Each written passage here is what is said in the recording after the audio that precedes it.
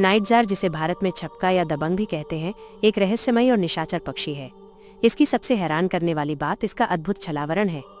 इसके पंखों का रंग और पैटर्न बिल्कुल सूखी पत्तियों, मिट्टी या पेड़ की छाल जैसा होता है, जिससे इसे दिन के समय खोज पाना लगभग असंभव हो जाता है। यह पक्षी टहनियों पर दूसरे पक्षियों की तरह आड़ा नहीं, बल्कि टहनी की लंबाई में चिपक कर बैठता है, ताकि ये शाखा का ही एक हिस्सा लगे। नाइटजार की चोंच बहुत छोटी दिखती है, लेकिन इसका मुंह बहुत बड़ा और चौड़ा होता है, जिसे ये उड़ते हुए कीड़ों को पकड़ने के लिए खोलता है। यह एक कुशल शिकारी है, जो रात में चुपचाप उड़ते हुए पतंगों और भृंगों को पकड़ता है। ये पक्षी घोंसला नहीं बनाता, बल्कि सीधे जमीन पर ही अंडे देता है। इसके अंडे भी आसपास के वातावरण से मेल खाते हैं, जो उन्हें शिकारियों से बचाते हैं। इसकी चुर चुर जैसी मशीनी आवाज रात के सन्नाटे में दूर तक सुनाई देती है। इन्हीं खूबियों के कारण नाइटजार पक्षी जगत का एक अनोखा सदस्य है।